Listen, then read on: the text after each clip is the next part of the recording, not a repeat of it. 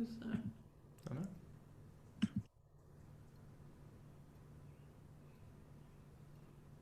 know. Okay, that's just one more person. Okay. Hey, Sandy. Hey. Everybody, welcome. Slow Jam Fizz. Adam Hurt and Beth Hartness are standing by. I'm so excited about this. You probably know about Adam's banjo playing, but you might not know about his amazing fiddling and Beth's very unique and wonderful guitar playing. So, and I'm going to say this a few times. This is the last week that will be weekly, and starting in June, we will be monthly on the second Friday of each month. So no jam next week until the fall. Until the fall. So anyway, take it away, you guys. I'm gonna mute myself, and Brandon's gonna take me out. Hello, everyone. Welcome to Slow Jam Fizz. Beth and I haven't done this before, but there's a first time for everything, right? Maxine, I'm just a little bit concerned. I clicked back onto speaker views, or rather gallery, so we can see all the little faces in the little boxes, but are we still going to show up big on other people's? I only see you until I go to gallery view. Oh, good. Okay, because I messed that up in a big way once, and I don't want to do that again. All right, we are starting in the key of C. Kind of an odd pick, maybe, but we thought it might be fun and a little bit different from what other Slow Jam Fizz hosts have done. We're going to spend about half of the evening in G, in C, and the second half in G. But Beth is going to sort of spend the whole evening in G. Take a look at how her guitar is configured. The capo is up at the 5th fret, so this shape that she's holding down now, a G shape, is actually C. So in essence, for the guitar players, we're going to be playing in G all night. Yeah, kind of convenient. Feel free, guitarists, to capo high if you'd like to try that, or stay open and transpose. So her G is the C, her C is the F, her D is the G, and her E minor is the relative minor, the A minor. But this is one of the many reasons why I think it's easier to think in numbers rather than letters. Can you go back to the G shape? 1 and 4 and 5, and then minor, 6 minor. No matter where the capo is or isn't, those numbers will always hold true. I'm not going to have any A's. No, that's the extent of the shapes you'll be using for the tunes that we picked in both keys, actually. Do you want to talk a little bit about your left hand so that it doesn't mislead people? Yeah, I am completely self-taught on guitar, and I sort of read music a little bit, but not much, but I really have never had lessons or anything, and so I just kind of made it up as I went along. And this is going to sound really dumb, but seriously, I do not like memorize runs or things like that, although it will look like I'm playing a lot of runs. And basically what I'm doing is what I call searching and destroying. So I take the chord position and then I go, oh, does that sound good? No, that doesn't sound too good. Okay, does it sound good open? No, that doesn't sound too great. Okay, how about over here? But I keep the same chord position and just move my finger around until I find something that sounds really good that goes with it. And then if I kind of follow that approach, you eventually memorize certain things, that will sound good to you. But I can't emphasize too highly about searching and destroying. I mean, use your chord position, but then just look. And the day that I figured out that, oh my God, the open string actually, that could be a choice. I could use that. And so I see Sandy nodding, so just give that a whirl. So just don't mistake the searching and destroying for a chord change. For chord changes. So I will try really hard. I apologize in advance because I spend so much time searching and destroying for the whatever I want it to sound like. Sometimes it looks like I'm changing chords, and I'm not. I'm just looking for that sort of sound. So I will try really hard to keep the chord position steady when I go to it. and then I'll start farting around. Yeah. Excuse me. But, but anyway, that's sort of my philosophy. There's no rhyme or reason to it. I just say, hold it in the chord position and look for what sounds good. And that's kind of hard to, teach, as it were, but that is my entire theory, for whatever it's worth. So it'll be pretty obvious when she's starting a new chord. And then if you see movement there, but you're not necessarily hearing a new chord, it's probably not a new chord. So Right. just stay put until you see or hear something else really overtly different from what you've been hearing. And This is one of the many reasons why we decided to have her capo up for the key of C, because the three main shapes, 1, 4, and 5, look more different from each other in this position than they would down in C, so easier for you to tell when a change has happened and when it is not. And she can do more with the searching and destroying in this position, And too. it's also much less painful than holding C for an entire session. Yeah. So that's why we like it. And I wanted to say hi to Kase. Hello, thank you for joining in from Japan. And you and Sandy are the only people with my vision I can recognize from here. So. And we have another page of people we can't see. see. Let me flip to that page for a moment. Hello. Hello. Some familiar faces and names. Some blank boxes with names and no pictures. That's fine. Anyway. We thought about being here in our pajamas, but we decided not to do that. Okay. We've got a selection of tunes picked out that will hopefully be fairly new to many of you, but they're not too weird. They're the kinds of tunes that we like to introduce in mixed level jams because they're a little different, but they kind of go where you expect. And we're going to play them long, and we're going to keep the tempos modest. This isn't a true slow jam where we're just creeping along, but we're going to have enough speed that the tunes have a groove, but not so much that you're going to struggle to keep up. Remember, too, that this gets archived on YouTube, and through YouTube, you can revisit the jam and change the speed of the playback. So if it's a little too fast or a little too slow, you can deal with that after the fact. Thanks, Maxine, for telling me. I had no clue. So that's great to learn. Nice feature. All right, the first tune we want to play is from Mississippi. It's one of the best titled tunes in the old-time canon. It's called Little Princess Footsteps, and we hope you'll enjoy playing along.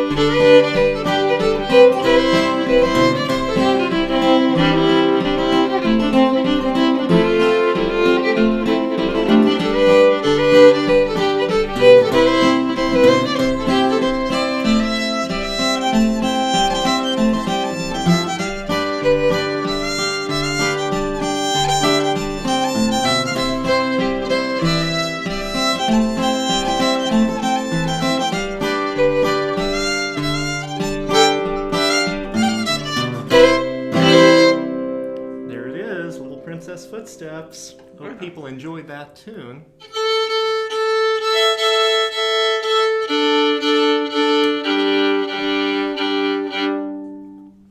Maxine, I'll assume all is well out there unless you cut in to tell us otherwise. Good. Okay. Let's play another number. Are we ready? Yeah. I think we should do the Tie Hacker tune. Okay.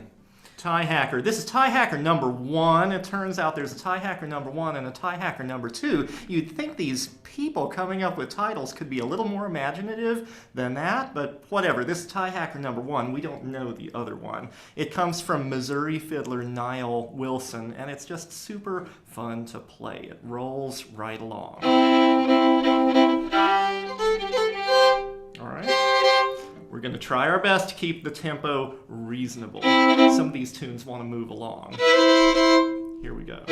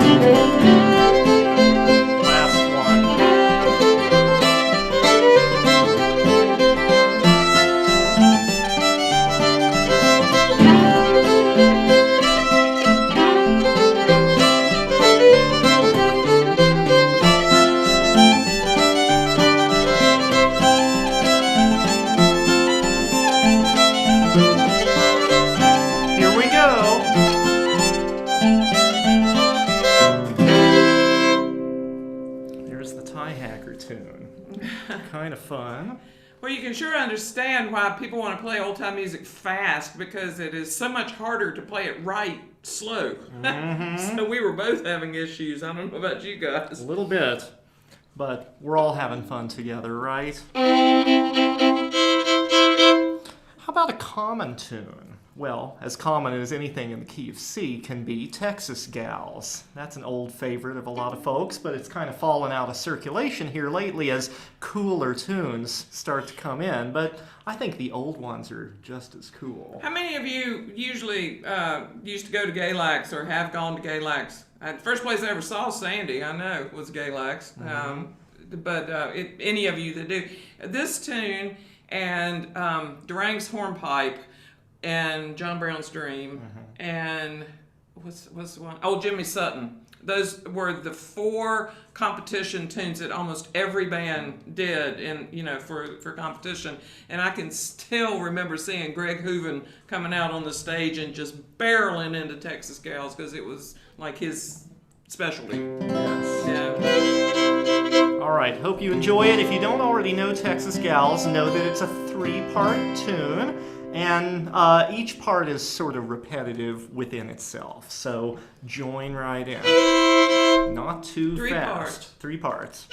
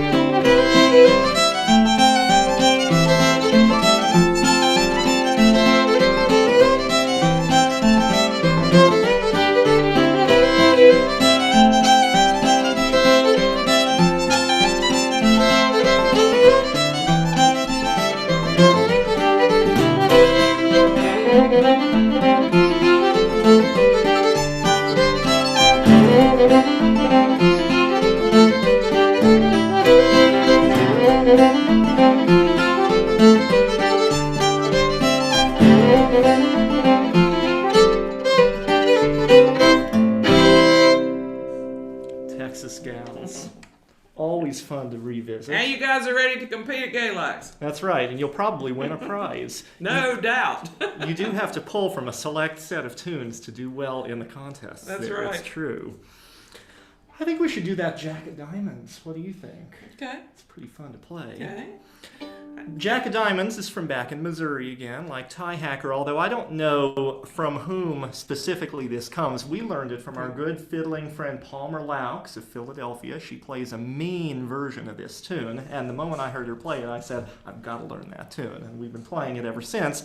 And then Beth came up with this fantastic chord progression not all that long ago that sounds even more Missourian than what she used to do with it. It's got a bunch of those 4 chords that the Missouri guitarists like to throw in even if the tune doesn't demand them, and I love that. So, hopefully you will too. A lot of C positions, yeah. Yes, that's right. All right, Jack of Diamonds. I gotta be careful not to start Tie Hacker. They're not exactly similar. You shouldn't have said that. I know. There it is. All right, join us, please.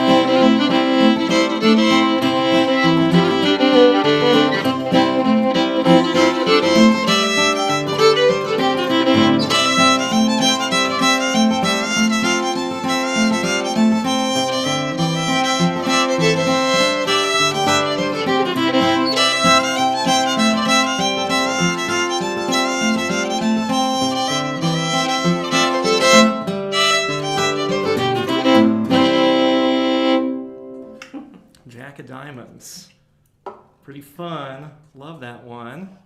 Any comments, Maxine?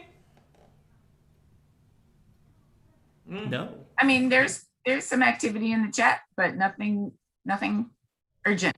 Okay, we'll just plow forward then. Fantastic. How about That's sort of what I was thinking. how about Indian Eighth Woodchuck? Sure. We're going to do one last tune in C, and then we'll have some time to really dive into G for the last portion of the session. This is a tune from John Salyer, historical Kentucky fiddler, one of our favorites. It's one of at least a couple tunes called Indian Ate the Woodchuck, and if you know the more commonly played one in D, you'll hear some similarities between the tunes. This is just 2 parts rather than the 3-part D tune, and it's a little bit more repetitive too. So if you don't already know the tune, I think you'll have an easier time following this one than if we were doing the D one from Ed Haley. And this one is almost up to speed. Yeah. The way that we like it. Yeah, We it like doesn't need play to it- go very fast. We like this to play one. it fairly slow when we're playing for real. So Yeah. it's kind of a loopy song Yeah. tune. So. Very elegant. All right, here we go.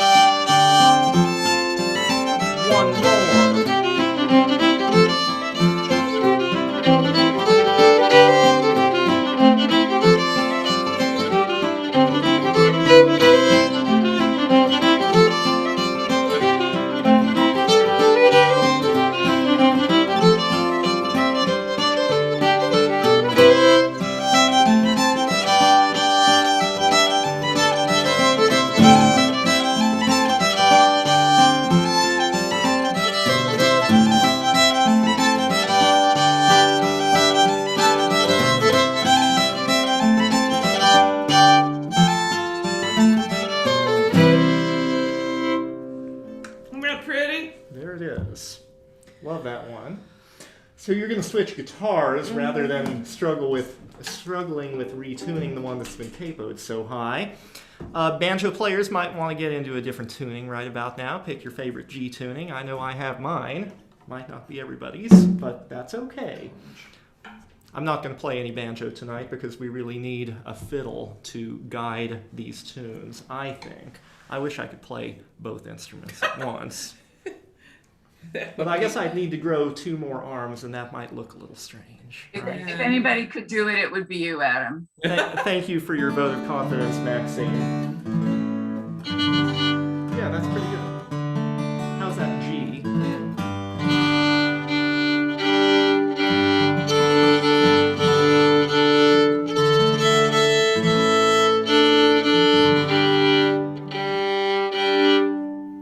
Okay. Do people need a moment, or shall we jump right in?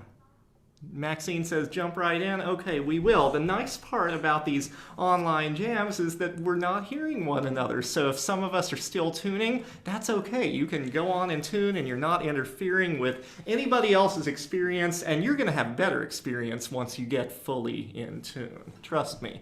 I think we should start with Sally, Will You Marry Me? Okay. What do you say? Sally, Will You Marry Me? Sweet tune from Melvin Wine of West Virginia. Anybody out there a Melvin Wine fan? Anybody out there see Melvin Wine? I got to meet him once. Wish I had gotten to spend more time with him, but I've certainly enjoyed learning from his recordings over the years. All right, not too fast, I'm telling myself as well as everyone else.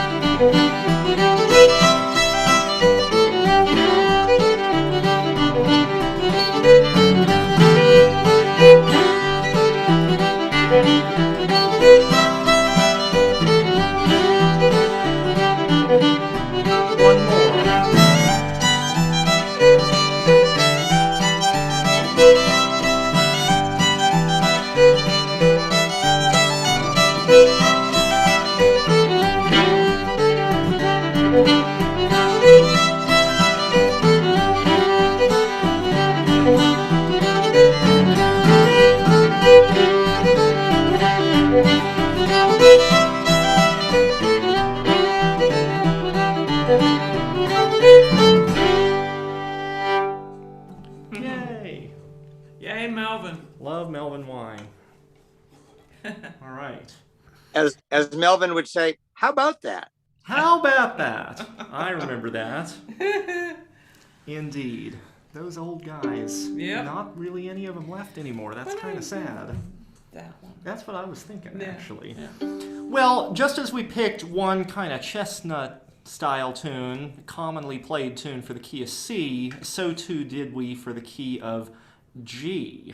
Texas Gals was the C standard. Temperance Reel is the G standard. And we were playing with some folks earlier today, and we told them that we were going to do this, and the fellow said, I thought that one had been consigned to the Irish crowd. That we Yes. passed it on out of old time into the Irish crowd, and we're like, no, it's a we great love this tune. But you know? really, there were a lot of scowls around the room when we mentioned our plans to play this tune. It's a great tune, though. Yeah. And Beth is going to chord aspects of it a little bit differently from what you might expect. She's going to use a little more 4-chord and a little less E minor chord. So they both kind of work, and we think this gives it a more old-time sound, a more southern sound. So it has E Hopefully you minor? will agree. Yeah, you'll remember where Okay, the E fine. minor goes. Hey. I'm not totally thrilled with my tuning. Can you play that for me, please? Thank you.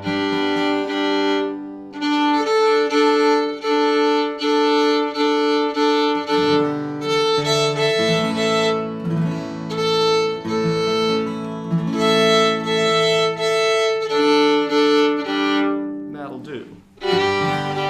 Temperance Reel has a lot of notes, so it's a good one to play on the slower side.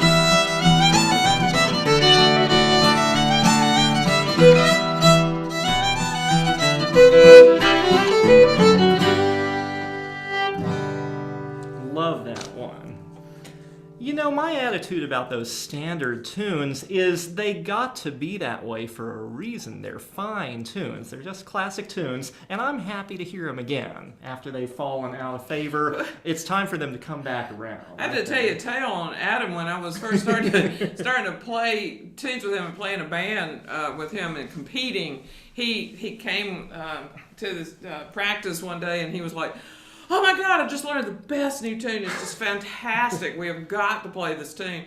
And I said, "Oh, yeah, what is it?" He said, "It's a D tune." I said, "What is it?" And he said, "West Fork Gals." And it was brand new again to him. And for you, everything old is new again, yeah, right? Exactly. So they all come around again. They sure do. I have a Do you have a number? suggestion. Yeah. How about that and the waltz? Well, I think we could do a couple more, but let's do Indian Corn next. Okay, yeah. Indian Corn is the next number. We learned this from Reese Jones. Yes. We do have a list here in case you were concerned, but we don't have an order. We're sort of choosing the order as we go, but we have all of our titles picked out, and I don't think we're going to get all the way through the G list, but we'll pick our very favorites, won't we? Yeah. This one is such an earworm. I mean, you It hear really it is. and it just stays in there forever. So Love it. It's kind of been circulating the past 5 years or so. Yeah, it's actually Hammer and String band, right? Yeah, with Reese Jones with on Reese fiddle. Jones on fiddle. Yeah. And this is a Midwestern tune, but I don't know more specifically than that.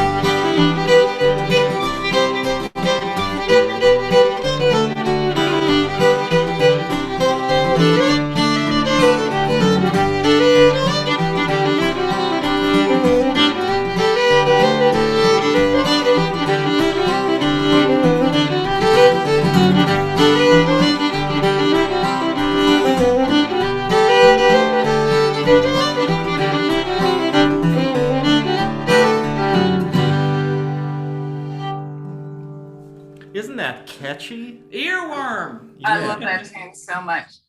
I just want to break in for a minute to say no jam next week, as I just put in the chat. We're going to once a month for the summer, second Friday of each month. So the very next jam will be June 11th with Bob Townsend and Tim Higgins from Tennessee. That's an amazing repertoire of tunes. So Yeah. guys so much. I'll come back at the end, but I just wanted to cut in for a moment there. Good. Thank you. I think this is such a cool thing that Maxine and company have gotten Yay going. for Maxine and Yay. Brendan. Yay. Yay, yay, yay. We've enjoyed watching some of the archived videos. Maybe we'll tune in live for one of these upcoming sessions. We love Bob Townsend's tunes. Sounds like And a Tim good Higgins. excuse. Tim Higgins is Tim the Higgins is the perfect bomb. Yeah. compliment to Bob. So, I think we'll play a couple more. We don't want to cut anywhere close to the quarantine happy hour, but we can go longer than the hour for anyone who wants to stick around. So don't be shy. Just keep on playing with us. It sounds great out there. I would like to do, if it suits you, the Old Plantation. sure. The Old Plantation is a beautiful tune that I don't know very much about. We got it from my favorite contemporary old-time fiddler in the world, the legendary Stephanie Coleman. Yeah. Stephanie Coleman of Brooklyn, formerly of Chicago, amazing player, amazing person, and she grew up playing fiddle in Chicago before she made her way east, so she learned a lot from Rhys Jones, she learned a lot from Chirp Smith, she learned a lot from Gary Harrison, and she learned a lot from the recordings of old fiddlers that those more younger or middle-aged fiddlers made. So she has a sound that's really rooted in that part of the world, and I just love it. I think that this is a Midwestern tune. It certainly has that flavor, but I haven't been able to chase it down any farther back than Steffi, and she's not telling me where it came from. She has her secrets. She does. In the beginning, it took me a little while to learn it because it's very fast in the chord change in the beginning, so it goes from a G directly to a D, and then directly a C. to a C and directly back to a G. Yeah. The shortest Dun, value dun, change dun, is dun, possible. Dun, Yeah. dun, dun, dun, Exactly. like that. And it took me forever to get that. So, But it sounds so cool along with the melody because the Yeah. melody is just walking down the scale as those chords are changing, and anything less just wouldn't really work out. But that's the hardest thing about it. Once you're through the first phrase of the A part, you're kind of home free. and it's really interesting because Adam is very much a less is more person in terms of chords. I kept screwing up a lot because he's trying to get me to leave out a lot of back 1, 5 to the 1, 5 to the 1 at the end of the tune. He wants to go straight to the 5 and just sit there. So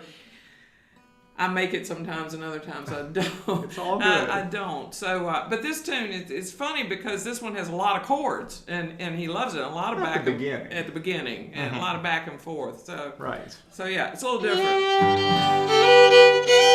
The Old Plantation. Very pretty tune.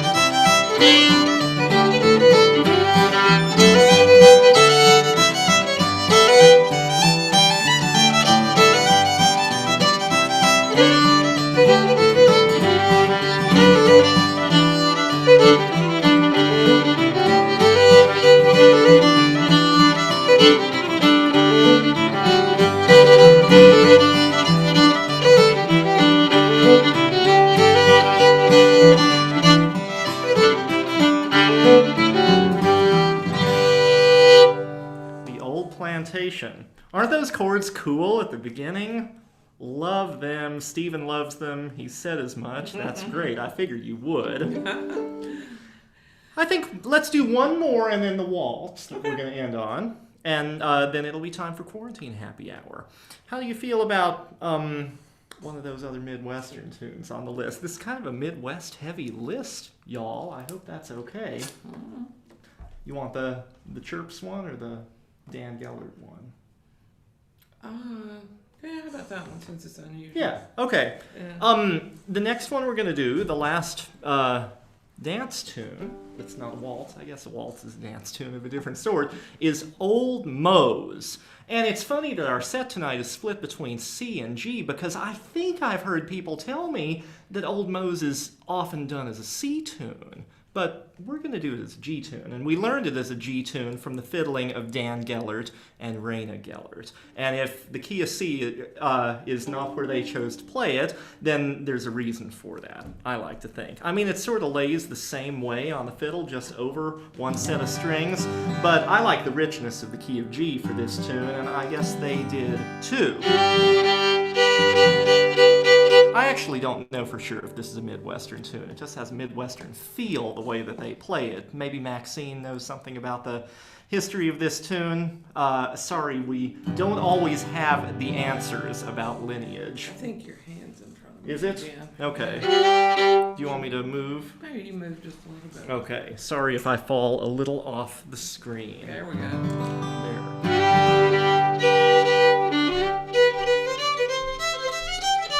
Ready?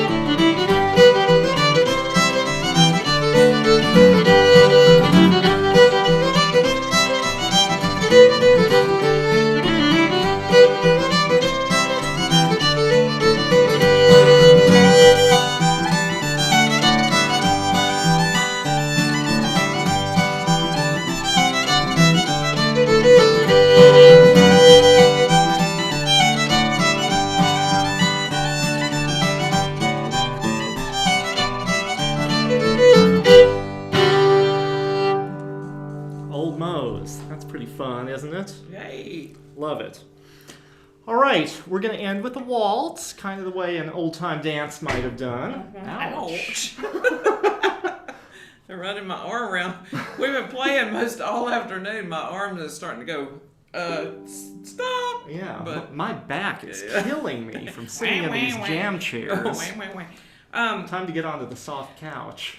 Absolutely. This is not the easiest waltz that we could do, but we tried to think of an easy one, and we really couldn't come up with anything. There are so few easy waltzes in G, so and even fewer in C. But we're really happy to do this tune because we think this is one of the most beautiful tunes we have ever heard. It's an original tune, and it's by our dear friend and very favorite fiddler, Jim Childress, of Uncle Henry's Favorites band. And he wrote this song. I think I've got the story right. Jim will straighten me out if I don't. You don't think it's right? I don't think it's right. I don't think it's right. Anyway, I know this much is right. He wrote it about his... I'm not sure that's right. Never mind. I didn't mean to cut you off. Never mind. I thought he wrote it about his wife, but... He may have. He may have. Yeah. He wrote a lot of tunes about his wife. Barbara. So the other tune that you guys may have heard that's not a waltz that Jim is rather famous for is Road to Malvern. Mm-hmm. And that was written about his wife because she lived in Malvern, Arkansas. So it was, he went from Virginia to Malvern, Arkansas to court Barbara. So that one is right. I'm not, but Adam says this one isn't. But anyway, so this one is called Halfway Pond. Mm-hmm. Is it has the name of it. 3 parts that sound sort of similar to each other, but they each have a slightly different chord progression and melody. But each part starts on the 4 chord, which is kind of unusual. Yeah, and it has 4 chords. Yeah, there's a minor. There is an E minor in it. Mm-hmm. But it's so beautiful, and it's very pretty. We will try to do it justice. Yep. And send it out to Jim Childress. And thank all of you for joining us. Jim and Barbara. All right. 1, 2, 3, 1, 2.